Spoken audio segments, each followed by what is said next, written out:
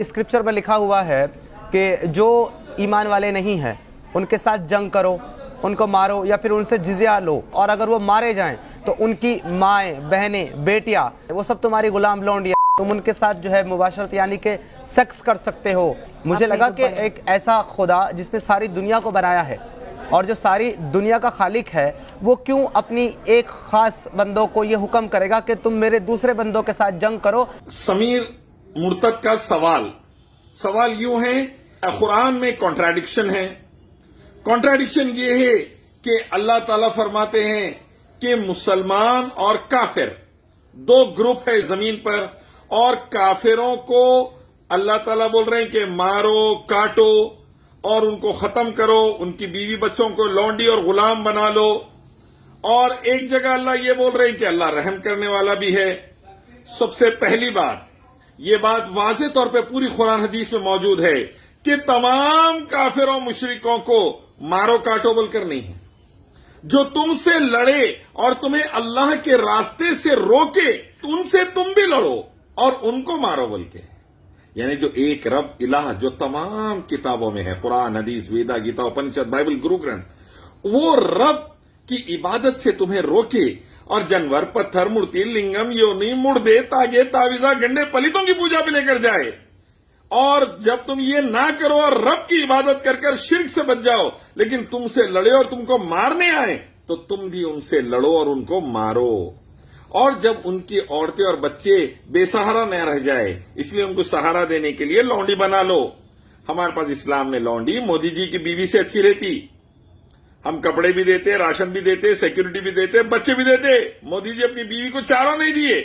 تو اسلام کا اصول قرآن حدیث سے ظالموں کے خلاف، نہ کہ معصوموں کے خلاف۔ جو کافر مشرک ہم سے نہیں لڑا، ہم اس کو دعوت دین دیں گے، محبت سے بات کریں گے، سلامتی کے ساتھ رہیں گے۔ سبوں نے ہزاروں سال سے رہ رہے الحمدللہ دنیا بھر میں، ابراہیم علیہ السلام کے دور سے لے کے، نوح علیہ السلام کے دور سے لے کے آج بھی رہ رہے ہیں، آئندہ بھی رہیں گے۔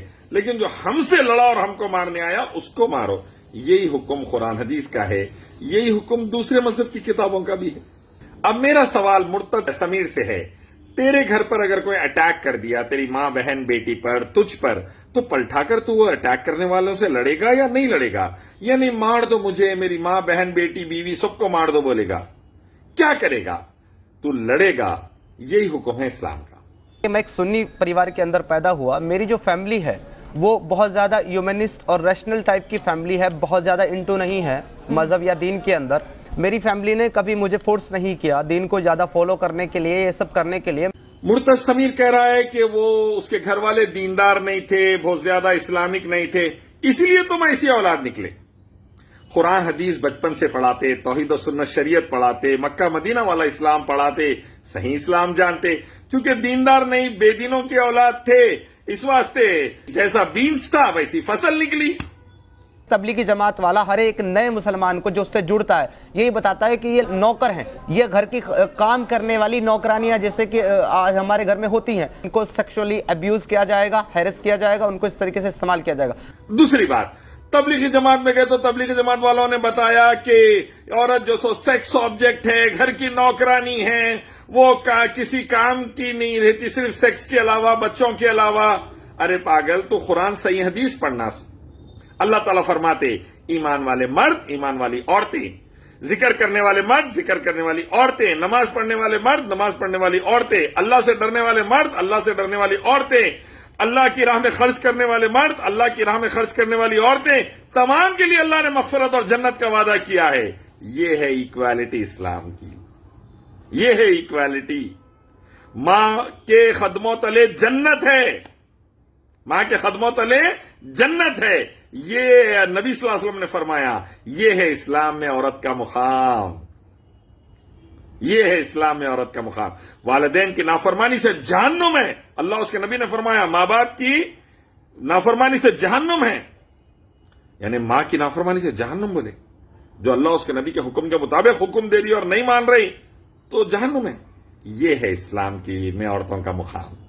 بیویوں سے اچھے رہو، سب سے بہترین مرد وہ جو عورتوں کے ساتھ اچھا، بیویوں کے ساتھ اچھا بولے، فیملی کے ساتھ اچھا۔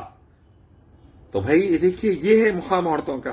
تو قرآن حدیث نہیں پڑھا، تو پڑھ لیا تو کہیں جا کے کیا پڑھ لیا نہیں معلوم، عورتوں کو برا سمجھنے لگ گیا. ہمارے پاس 5 چال ہی نہیں ہے، 5 شوہروں کی 1 بیوی، Brahma father Saraswati daughter marriage ہمارے پاس نہیں ہے، دیوداسی ہمارے پاس نہیں ہے. الحمدللہ یہ سب چیزیں نہیں ہے بھائی.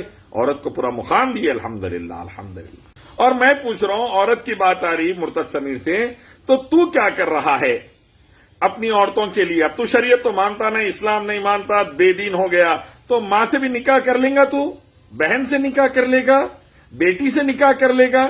کیسا ہے تمہارے پاس کانسیپٹ؟ ذرا کھل کے بتاؤ. قرآن کے اندر اتنا کانٹرڈکشن کیوں ہے؟ ایک جگہ کہتا ہے کہ لکم دینکم ولی دین، کہ تم اپنے دین پر، میں اپنے دین پر. دوسری جگہ کہتا ہے ان اللہ دین اللہ الاسلام، یعنی کہ صرف اسلام ہی دین ہے. تو اب کہا جائے گا. اور مرتد سمیر کہہ رہا ہے کہ قرآن میں کانٹراڈکشن یہ ہے، اللہ تعالیٰ بول رہے لکم دینکم ولی دین، تمہارا دین تمہارے ساتھ، ہمارا دین ہمارے ساتھ بول ڈالو، اور ساتھ میں بول رہے کافر مشرک جہنم میں جائیں گے. یہ کانٹراڈکشن. ارے پاگل، یہ کانٹراڈکشن نہیں ہے، یہ حق بیانی ہے صاف صاف. پہلے کانٹیکسٹ دیکھو سورہ کافرون کا. آ کے نبی صلی اللہ علیہ وسلم کو یہ بولا گیا ایک دن ہم آپ کے رب اللہ کی عبادت کرتے، ایک دن آپ ہمارے بتوں کی پوجا کر لو. اس پر اللہ تعالیٰ قرآن میں نازل کر دیے نبی صلی اللہ علیہ وسلم کے لیے اور دنیا والوں کے لیے، کہہ دیجئے اللہ کے رسول تم جس کی عبادت کرتے ہم اس کی نہیں کریں گے، ہم جس رب کی عبادت کرتے تم نہیں کر رہے، تو تمہارا دین تمہارے ساتھ، ہمارا دین ہمارے ساتھ، ہم شرک نہیں کریں گے.